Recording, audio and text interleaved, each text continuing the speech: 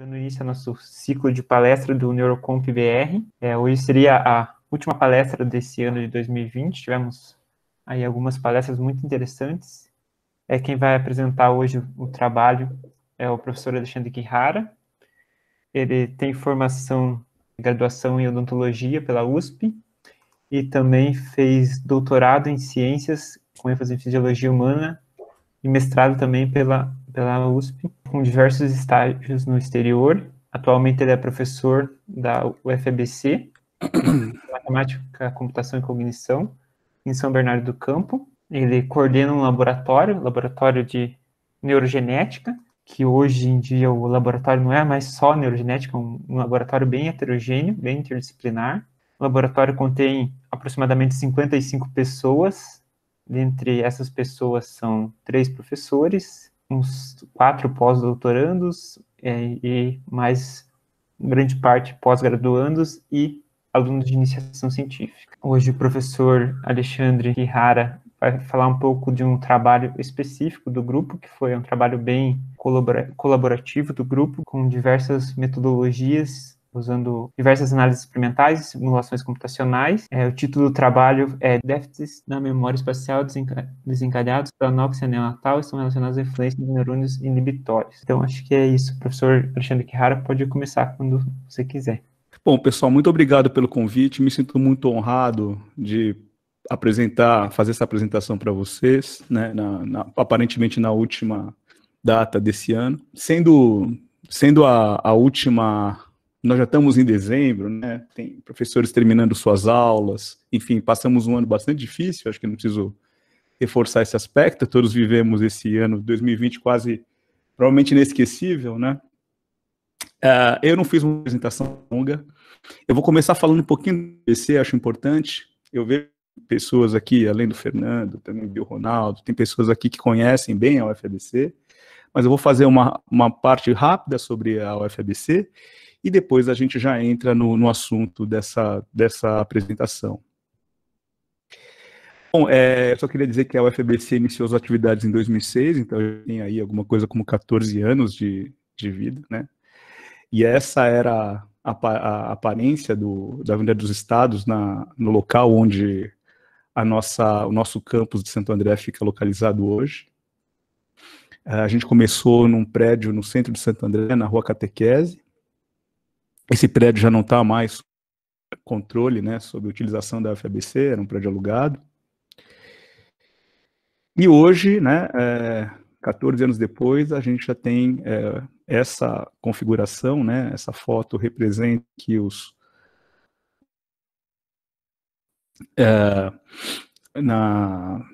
no campus de Santo André, e aqui uma imagem também do campus de São Bernardo, que é um campus um pouco mais horizontal, onde o nosso laboratório fica localizado, né?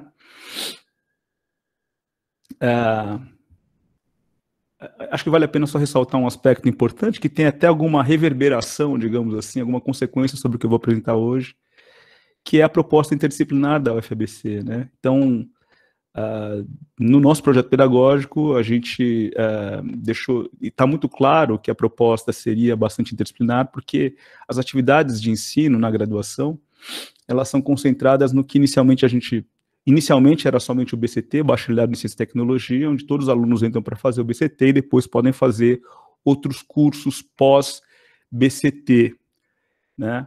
Pós-Bacharelado em Ciência e Tecnologia, como matemática, física, ciência da computação, biologia, neurociência e assim por diante.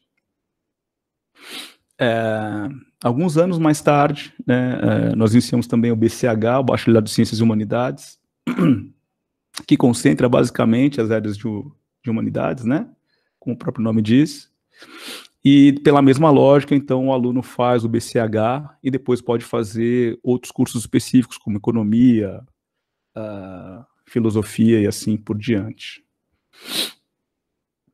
O fato é que a gente tem um número razoável de cursos pós-BI, que a gente chama de pós-bacharelado interdisciplinar, seja ciência e tecnologia, seja ciências e humanidades, né? Como vocês estão vendo aí, tem cursos específicos que são oriundos, né, digamos assim, ou são possíveis segmentos do aluno, da passagem do aluno dentro da UFABC, lembrando que ele pode se formar no BCT e ir para o mercado de trabalho. Ele pode sair do BCT, terminar o BCT e continuar em mais de um curso pós-BI, como vocês estão vendo aí. Ele pode fazer física e matemática ao mesmo tempo, computação e química, toda sorte de combinações que vocês podem imaginar, até porque a nossa grade é relativamente livre, o aluno pode escolher as disciplinas que vai cursar. Há recomendações, né? Mas, em última instância, o aluno é livre, e era assim nos planos iniciais, né, dos nossos idealizadores, né, que, segundo o professor Bevilacqua, o idealizador, né, o principal idealizador, o pai da UFABC, né, ele teria dito que o aluno se descobriria engenheiro, se descobriria matemático, se descobriria físico pela própria escolha das disciplinas que ele fizesse, né? E o aluno também pode acabar o BCT e ir direto para a pós-graduação, né? Então tem várias trajetórias possíveis. O BCT tem duração de 3 anos, os cursos pós-BI de 2 a 3 anos, né? E um detalhe importante é que a pós-graduação da UFABC, ela iniciou praticamente junto da UFABC, pelo menos no seu interesse de ser iniciada, né? Quer dizer, a gente sabe que para abrir um curso de pós-graduação é preciso submeter uma proposta para a CAPES, né? A proposta para a CAPES, ela demora mais ou menos um ano para ser construída, mais ou menos um ano para ser avaliada, né? Então, é claro que não iniciou, a pós-graduação, por isso, não iniciou junto com a graduação, mas os esforços foram simultâneos, né, para consolidar a graduação e para iniciar a pós-graduação, né? Então, nós tivemos a oportunidade de acompanhar a criação do programa de Neurociência e Cognição, né, que é da área interdisciplinar, não é da área biológica, né, não está na área biológica da CAPES, e lá, né, eu pessoalmente trabalhei nessa proposta, né, do programa, com outros colegas, com muitos outros colegas, né, e depois tive a oportunidade de trabalhar na ProPG, na Pró-Reitoria de Pós-Graduação, e lá acompanhar também a criação de outros tantos programas de pós-graduação que foram enviados para a CAPES. Tem vários rankings que já citam a UFABC, não vou ficar entrando aqui no detalhe, até porque o ranking, a gente sabe, os rankings não são perfeitos em retratar muita coisa, são absolutamente criticáveis, mas eles podem indicar, né, alguma tendência em seu conjunto, né? Então, eu queria chamar a atenção só que em 2013, a UFABC foi a universidade mais citada no Brasil, e por vários anos seguidos foi o número 1 no Brasil em internacionalização, né, pelos esforços dos nossos pesquisadores, principalmente. Bom, trazendo já o assunto para a nossa apresentação, né, nós fazemos parte do Centro de Matemática e Cognição, e aí tem um bacharelado associado em neurociência, uma pós-graduação em neurociência e cognição e um núcleo interdisciplinar de neurociência aplicada. Inicialmente era um núcleo de cognição em sistemas complexos, né, para vocês verem aí o interesse nosso de estar sempre com as ciências exatas, de certa forma, né, nesse caso especificamente com sistemas complexos. E então a gente tem esses 3 níveis de organização dentro da neurociência, lembrando que nós não temos departamentos, nós temos centros, né? Então eu faço parte do Centro de Matemática, Computação e Cognição, existe o Centro de Ciências Naturais e Humanidades e o Centro de Engenharias e Ciências Sociais Aplicadas. São 3 centros, não há departamentos, e os pesquisadores, pós-graduandos e alunos se associam com instâncias, né, como núcleos de pesquisa, a própria pós-graduação e os cursos de graduação. Então, agora já falando do Laboratório de Neurogenética, o Fernando já aproveitou o ensejo, né, inicial para falar, mas a gente iniciou nossas atividades em 2009, né, na UFABC, já éramos apoiados por um projeto Jovem Pesquisador naquela época. temos recebido, né, ao longo dos anos, o apoio da FAPESP, do CNPq, da CAPES, da própria UFABC. Vale ressaltar que a UFABC dispõe de bolsas de iniciação, de pós-graduação, e já teve até de pós-doutorado com recursos próprios, né? E existe um programa chamado de PDPD, Pesquisando Desde o Primeiro Dia, que é uma bolsa de pesquisa dada a alunos, a calouros, né, alunos do primeiro ano, ingressantes, que já associam, então, na pesquisa, recebendo, assim, uma bolsa com recursos próprios da UFABC, né? Talvez por conta disso, e pela rápida associação que tivemos, né, de vários pesquisadores que procuram. Eu destaco aqui a professora Silvia, que está online também, né, nossa colega, professora da neurociência, a professora Érica Quinjo, a professora Vera Pascon, enfim, e outros, né, pós-docs que foram se juntando, que vieram se juntar ao nosso grupo, né. Eu citei só alguns, tem muitos outros que passaram já pelo nosso laboratório. O nosso laboratório acabou ficando numeroso e acabou sendo informalmente dividido em equipes temáticas, que eu vou apresentar aqui como um último slide de apresentação, né. Existe uma parte do laboratório que se dedica à pesquisa à anóxia neonatal, que é liderado pela professora Silvia, né. Um grupo de pessoas, né, uma equipe que se dedica ao estudo da epilepsia, principalmente do lobo temporal, né. Existe uma equipe que se dedica, ou pessoas que se dedicam ao estudo de lesões medulares, né, que é liderado pela professora Vera Pascon. Existe um grupo que estuda a retina, desenvolvimento da retina, sinapses e retinianas, né, também, que é liderado hoje pela doutora Ana Marília. Existe um grupo que se preocupa, né, tem interesse, tem trabalhado com células-tronco e desenvolvimento de organoides cerebrais, diferenciação neuronal, ou seja, um grupo que tem uma abordagem mais relacionada com estudos in vitro. E, finalmente, um grupo Neurocomp, que é liderado pelo Fernando e pela Mariana. Fernando aqui presente, Mariana não sei se conseguiu entrar, e já conta com alunos e pessoas muito interessadas, né, obviamente, pelo poder que esse tipo de abordagem tem, por si, né, absolutamente interessante, interdisciplinar por si, e principalmente associado com um grupo que gera internamente dados experimentais também. Bom, eu vou começar a falar do nosso problema, e estudar neurociência é estudar um pouco como nós percebemos o mundo, como nós lidamos com as informações, como nós aprendemos coisas, né? Seja preparando uma refeição, seja trabalhando no computador, seja tocando um instrumento, seja resolvendo equações no quadro. E obviamente,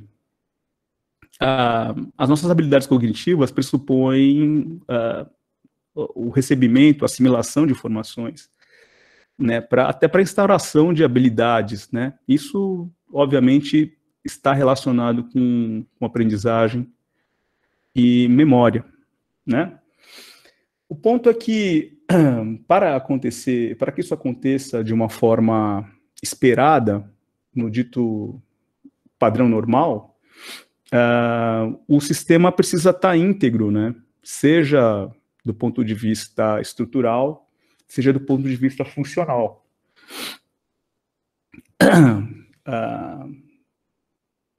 E esse é um assunto que recebe muita atenção dos pesquisadores na área de neurociência, né?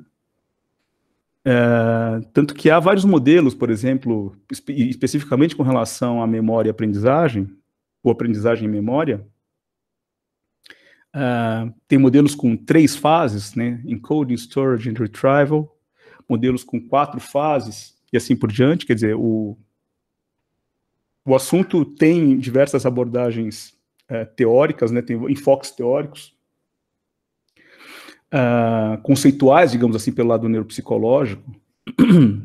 Mas o que é interessante é que, frequentemente, Ah, processos neurodegenerativos, doenças e desordens neuronais são capazes de afetar a capacidade cognitiva e frequentemente envolvem alterações na capacidade de aprendizagem e memória, né? Então é assim no Alzheimer, é assim nos transtornos, né, do espectro autista, e é assim na anóxia neonatal também.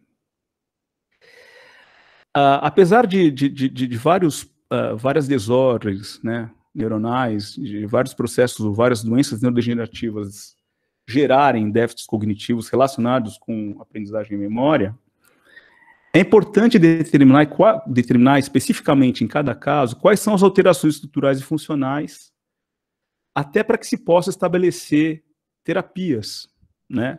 Quer dizer, o fato de desaguar no que genericamente se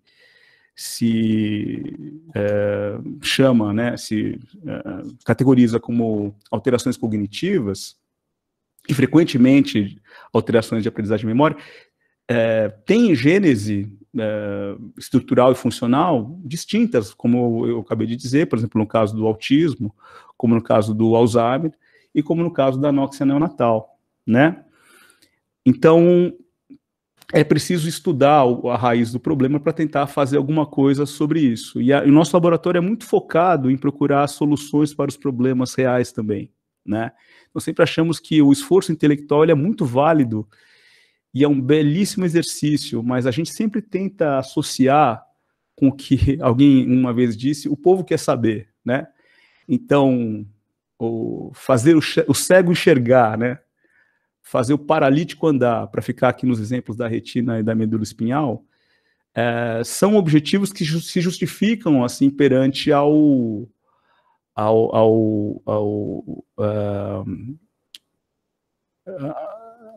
custeio, né, da sociedade, por parte da sociedade, né? Quer dizer, boa parte da pesquisa realizada no nosso laboratório tem origem principalmente na FAPESP e no CNPq e na CAPES, como eu falei, embora não sejam só essas fontes, nós já temos associações com a iniciativa privada também, laboratórios farmacêuticos, mas assim, não, a maior parte ainda é dos recursos hoje, esperamos até mudar isso no futuro eventualmente, mas a proporção do investimento de verbas de agências públicas de fomento é muito maior do que de agências, né, do que da iniciativa privada. Então, é preciso justificar muito bem o que nós estamos fazendo, né?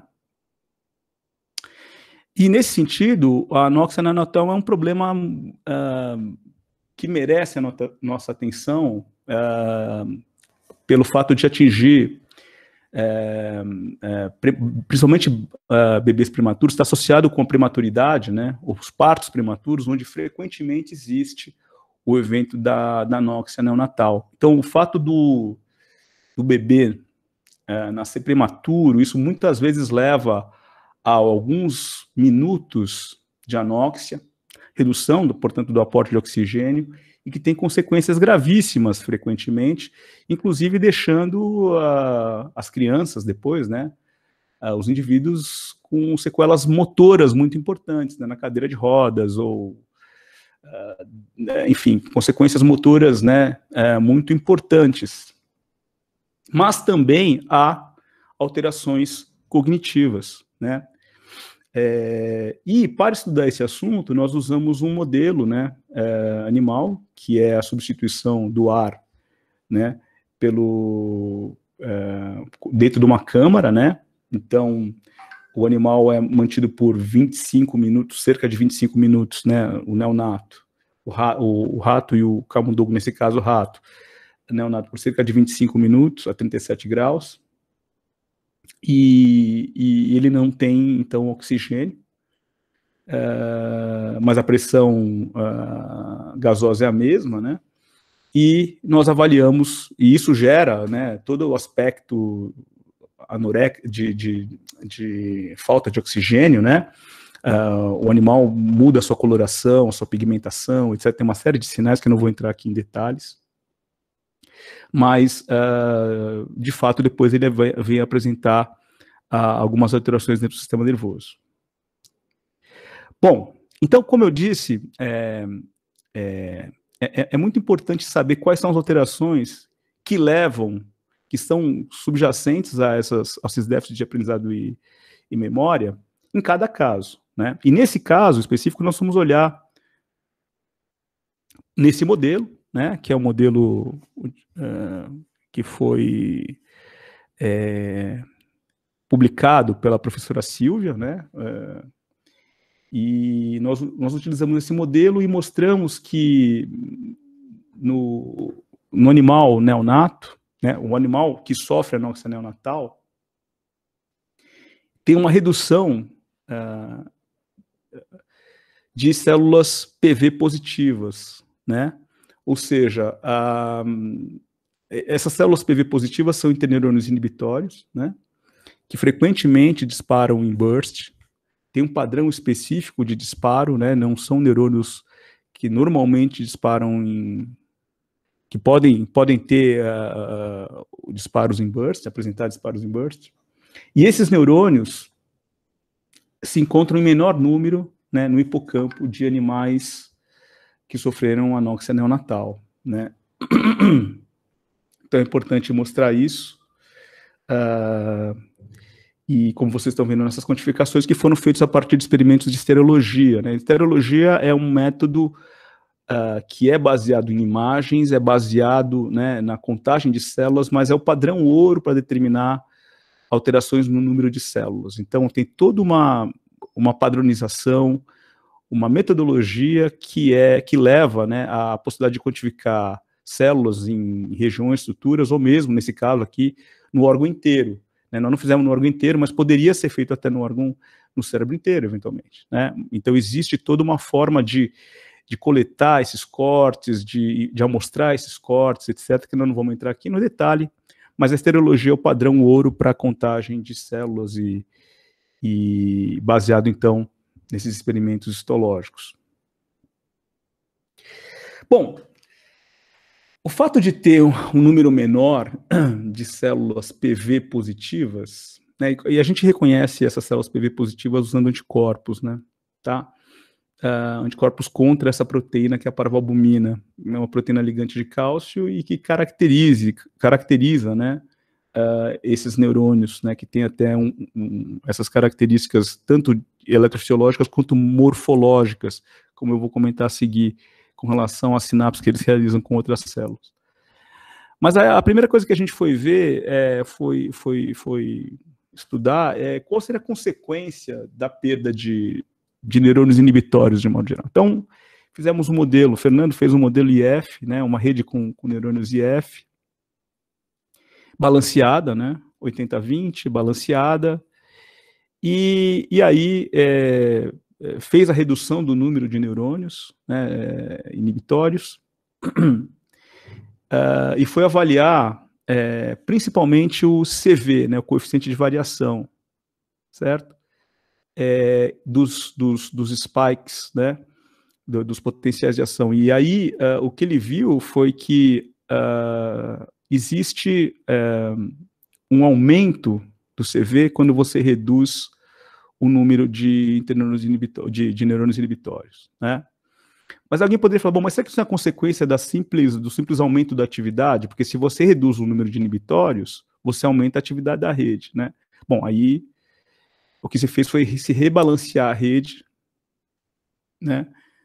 De maneira que a rede novamente ficasse com input de correntes, né? Ficasse balanceada. E essa rede rebalanceada ainda exibia um comportamento de neurônios que disparam com um CV aumentado, ou seja, um valor de CV mais alto do que na rede balanceada 80-20, tá? Então, só para resumir novamente aqui, só para deixar muito claro, quer dizer, reduzir o número de inibitórios, aumenta o CV. Mas será que isso tem a ver com o desbalanço da rede? Bom, mas então vamos rebalancear a rede, né? Ensino de correntes inibitórias. Bom, isso não é suficiente para...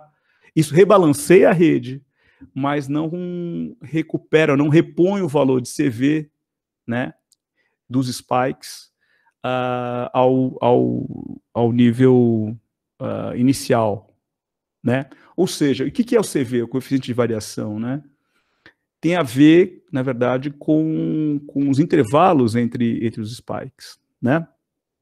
Então, o que a gente está vendo aqui é uma alteração do padrão temporal da atividade. Bom, mas alguém poderia dizer, mas será que essa rede ela é rebalanceada? Na verdade, ela não é, voltando agora ao experimental, né? Então, fizemos alguns experimentos, porque poderia haver a tendência de, se você tem a perda de neurônios PV, você pode ter aumento de outros inibitórios, né? Ou um aumento das sinapses inibitórias de um modo geral, tá? Então, o que nós fizemos aqui foi usar novamente experimentos de imunohistoquímica para H67, que marca neurônios GABAérgicos, e o que a gente viu, né, usando a mesma metodologia, é que não existe um aumento de neurônios GABAérgicos de um modo geral, como vocês estão vendo aqui em B, aqui o meu mouse talvez esteja apontando, no hipocampo dos animais anóxia. Ao contrário, tem uma tendência até a redução. Né? Se a gente tivesse que pensar numa compensação de número de inibitórios, a gente teria que pensar num aumento, né, desse número, mas não é o que acontece. Não só não aumenta, como até tende a diminuir, não é significativo. E também não há um aumento, como vocês estão vendo aqui, né, por Western blot, que é uma metodologia que é utilizada para quantificar níveis proteicos, não o número de células, tá? Então, o nível proteico de GAD67 não muda, assim como também não muda os níveis proteicos de sinapsina 2, que é uma proteína sináptica encontrada principalmente em sinapses inibitórias. Então, veja, o que eu estou dizendo é que não há aumento de células inibitórias e também não há aumento de sinapses inibitórias, apesar da perda dos neurônios PV positivos. Bom, e o que a gente foi fazer a seguir, então? Então, tínhamos aquela previsão de que poderia haver uma alteração temporal, né, dos spikes, e aí, será que isso acontece de verdade? Então a gente foi para experimentos em slices, né, usando PET clamp, e fomos registrar atividade inibitória sobre neurônios piramidais de CA1, né? Então, farmacologicamente é possível você isolar somente os inputs inibitórios, né?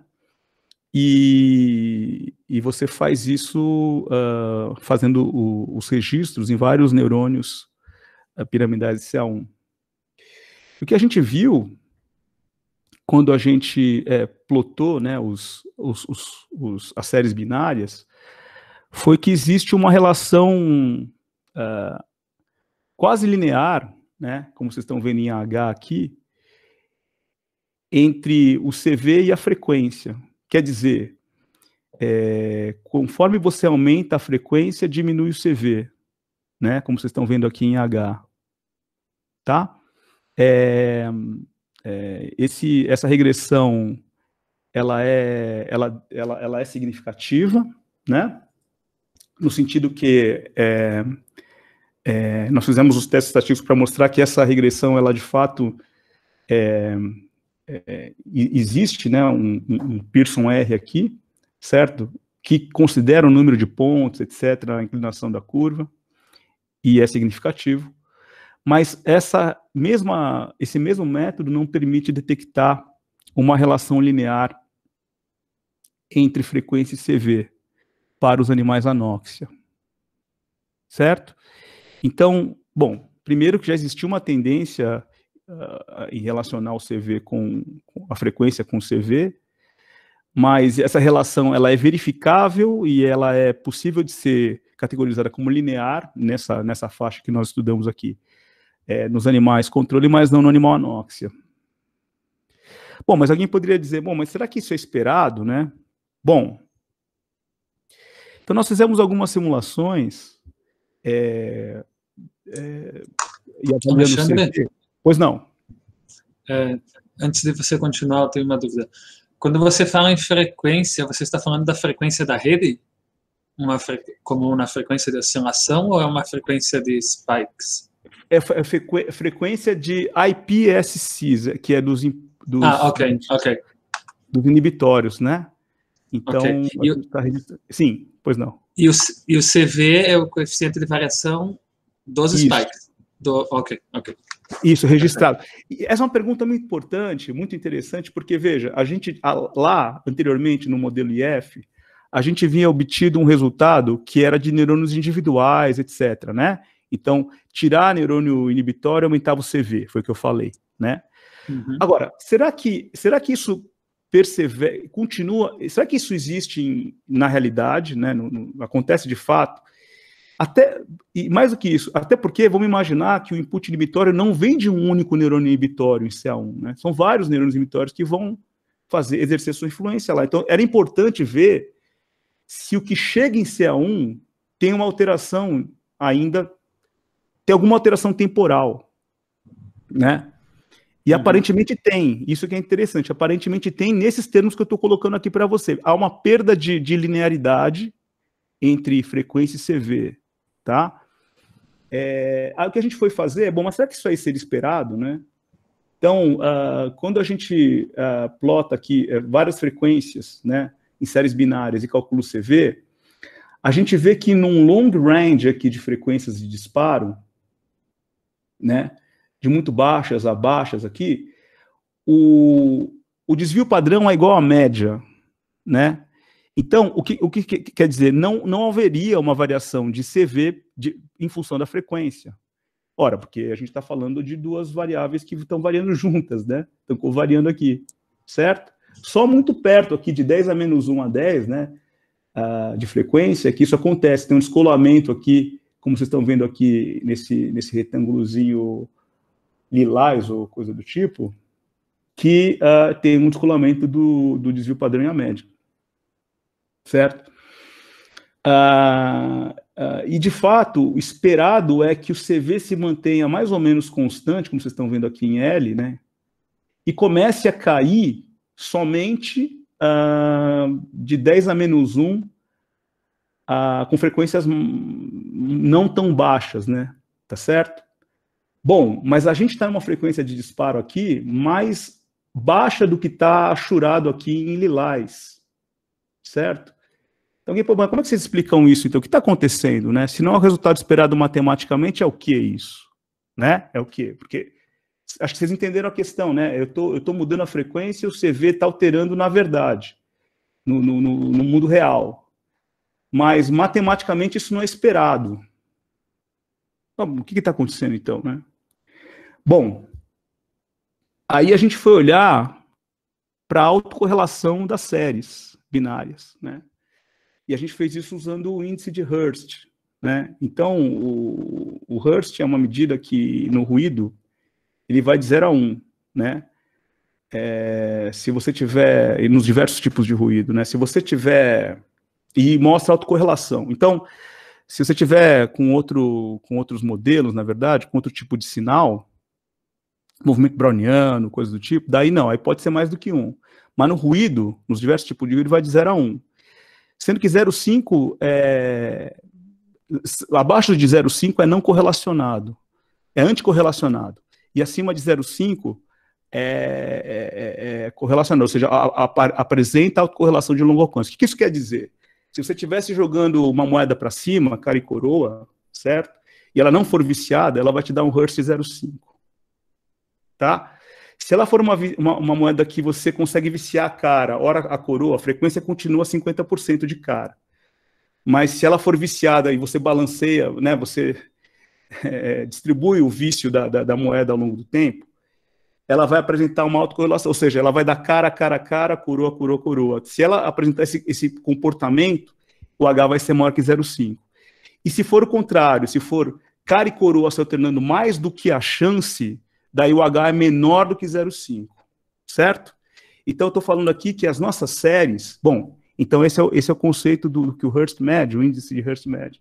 O que a gente está mostrando aqui é que os nossos potenciais inibitórios, as correntes, né, os nossos iPSCs, né, Inhibitory Postsynaptic Currents, né, os picos deles, quando transformados em séries binárias, eles apresentam Hurst acima de 0,5, tá vendo aqui, para o controle e para a anóxia, significativamente, tanto em relação ao 0,5, quanto no randômico que a gente roda aqui, né, com as mesmas séries, né? Bom, é uma prova esperada, mas meio óbvia, mas a gente fez, tá? Então, assim, é diferente de 0,5, seja do 0,5 o número em si, seja o número obtido a partir da randomização da própria série, né? Tá certo? Então, isso mostra que o que acontece, que a gente está vendo aqui, tem a ver, na verdade, com o fato de haver uma autocorrelação nos inputs inibitórios. E é por isso que isso não bate com a matemática pura rodada em cima de uma série aleatória, porque a série não é aleatória. Ela apresenta autocorrelação. Bom, aí a gente foi olhar também um outro aspecto, e a gente foi basear aqui, nós nos baseamos no trabalho de algumas pessoas aqui desse grupo, né? O primeiro na Scientific Reports, do Norberto e do Ricardo Leão, com o Roque e o Rodrigo Pena, e depois um outro também aqui, com as mesmas pessoas, né? Com basicamente as mesmas pessoas, em que se estudou a biofísica da coisa, né, e se determinou que se você olhar para o shape, né, para o formato dessas correntes, né, pelo seu rise time e pela sua amplitude, você consegue determinar que o input é provavelmente dendrítico ou perissomático, certo? Então, se aquele pico, certo, ele tem um rise time alto e uma amplitude baixa, ele é dendrítico. Se ele tem um rise time baixo e uma amplitude alta, ele é perissomático, certo? Muito bem. Quando a gente foi a fazer essa análise a partir dos nossos sinais, dos nossos registros de PET clamp, então a gente viu que existe aqui é um gráfico de cor, né? O verde é o neutro, né? Valores quentes e frios são valores, respectivamente, de mais controle ou mais anóxia, certo? Que existe aparentemente uma redução aqui na entrada perissomática nos animais anóxia, tá? Então guardem isso, existe uma redução do input perissomático inibitório nas células piramidais de CA1, tá? Esse resultado já vinha sendo considerado, né, como sendo responsabilidade dos neurônios parvalbumina positivos, e de fato um paper muito recente, que foi publicado muito depois da gente ter começado essa história toda, afirma, né, e não é qualquer paper da Nature Communications, afinal, né, que em CA1, em neurônios piramidais do hipocampo, né, o input de células de parvalbumina é preferencialmente perissomático, né? Então está batendo com os nossos achados histológicos, eletrofisiológicos, de modelagem do pessoal, não nosso, né, do grupo desses pesquisadores aqui, né, do Rodrigo Pena, enfim, né, dos nossos colegas aqui. Talvez tem outros aqui, eu não estou vendo quem entrou, né, nessa sala. Mas,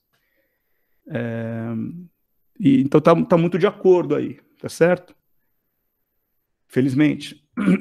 Bom, e daí a gente ainda foi olhar para o que acontece, o que a gente chama de as correntes miniatura, né? Então você GABAérgicas, né, no hipocampo de desenvolvimento. Então o que você faz aqui digamos assim, avaliar só a corrente que está vazando na sinapse, né? Que você paralisa a atividade da rede e você avalia o quanto está vazando, né?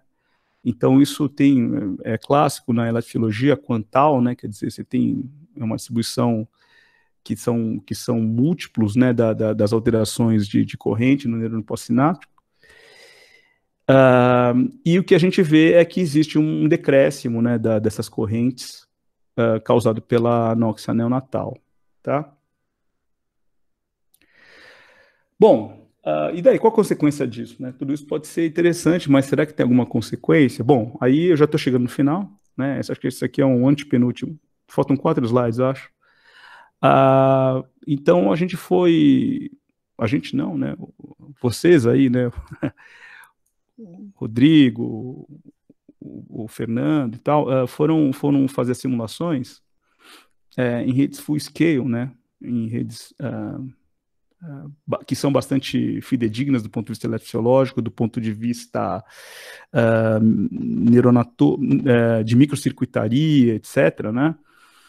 E foram emular qual é o impacto de redução de neurônios PV, né? E aqui é muito bacana, porque esses modelos têm uma assinatura eletrofisiológica respeitada, os inputs, tudo, né? E full scale, quer dizer, um número grande de neurônios, etc. E aí o que a gente vê é que a redução de 25%, de 50%, né, redução do número de PVs, tem um impacto nas oscilações e particularmente, né, no acoplamento teta-gama, né, como vocês estão vendo aqui em D. Né? Então você tem um impacto sobre o acoplamento que existe entre teta e gama, que tem muita relação com a atividade, né, de populações hipocampais, neurônios hipocampais, principalmente no aprendizado, né? E, portanto, está relacionado com o aprendizado e memória. Bom, mas e aí? Bom, mas isso é simulação, ok, em full scale, realista, com muito neurônio, tudo bem, mas e aí, né? Será que isso tem alguma consequência prática, real, né? E aí a gente fez experimentos de memória usando o labirinto de Barnes, né, que é um labirinto seco, e basicamente nesse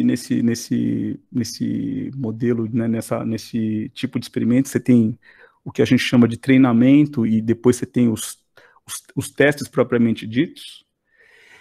E o que a gente viu foi que, embora não tenha diferença na avaliação propriamente dita, nos test trials, né, nos probe trials, né, nos testes que seriam os para valer, você tem diferença na dinâmica do aprendizado. Quer dizer, durante o treinamento, os animais mostram, de certa forma, um comportamento, uma capacidade de aprendizado reduzida quando sofrem anóxia do que em relação aos que não sofrem. Né? Como vocês estão vendo aqui em G, esse Learning Index aqui, por exemplo, né? Está mostrando isso, quer dizer, você tem um déficit de aprendizado que foi detectado usando, então, o Barnes Maze, né, o labirinto de Barnes. Que, portanto, né, a gente pode relacionar mais com a early e late phase do learning, né, aí depende do modelo que você se apoia, do ponto de vista mais neuropsicológico, né, mas encoding, consolidation, então daí há uma certa discussão na literatura e a gente vai situar isso adequadamente, né, mas é só para dizer que o animal, depois que ele aprende, ele não tem diferença se ele sofreu anóxia ou não, mas para aprender ele tem um pequeno déficit, tá? Então, eu fiz aqui uns 7 bullet points, só para a gente tentar sumarizar, e esse acho que é o meu último slide. Então, há uma relação linear entre frequência e CV da entrada inibitória em neurônios piramidais C1 do hipocampo de ratos controle. Em animais anóxia, essa relação entre frequência e CV se perde, ou seja, essa correlação se desorganiza. O input inibitório não é aleatório, pois exibe padrões de autocorrelação. Né? Esse é o H acima de 0,5. Tanto nos animais do grupo controle quanto a anóxia. A autocorrelação observada nas séries é um fenômeno robusto. Veja, eu estou falando aqui do registro no PET clamp, na ponta do PET clamp e no slice de hipocampo. Não é na simulação do IF. Pois a diferença para H0,5 é altamente significativa e em 100% dos registros a gente observou valores acima de 0,5. Não teve nenhuma série que deu H menor que 0,5. O input inibitório perissomático é reduzido em animais anóxia, e a gente está se baseando em trabalhos pregressos, né? o que faz sentido também com outros trabalhos pregressos, até recentes, agora de setembro de 2020, mostrando que as células PV teriam esse impacto, né? Porque poderiam ter esse impacto, já que preferencialmente fazem conexões inibitórias perissomáticas. A redução de neurônios PV positivos causa alterações no acoplamento teta-gama em redes neurais full scale, né, como a gente viu. E, finalmente, os animais que sofreram anóxia neonatal apresentam déficits na fase inicial e tardia do aprendizado, mas não na recuperação da memória, né? E, finalmente, para dar uma valorizada, né, naquilo que eu comentei anteriormente, terapias relacionadas para o tratamento de déficits de memória e aprendizagem causados pela anóxia devem levar em consideração a alteração do input inibitório. Porque uma alteração de memória, como eu disse anteriormente, né, vai ser diferente, a causa é diferente no Alzheimer, é diferente no autismo. Então, você não pode tratar o problema da mesma forma, né? Você tem que tratar especificamente. E nesse caso, a gente já apontou algumas pistas de como esse tratamento, essa terapia pode ser realizada. Era isso, pessoal. Esse é o meu e-mail. Eu agradeço novamente pela atenção, né? Consegui não passar de 1 hora, que era meu plano. Uma quinta-feira, no meio de dezembro já. E eu queria passar o meu recado rapidamente. Espero ter deixado isso claro aqui. Vou interromper minha apresentação agora.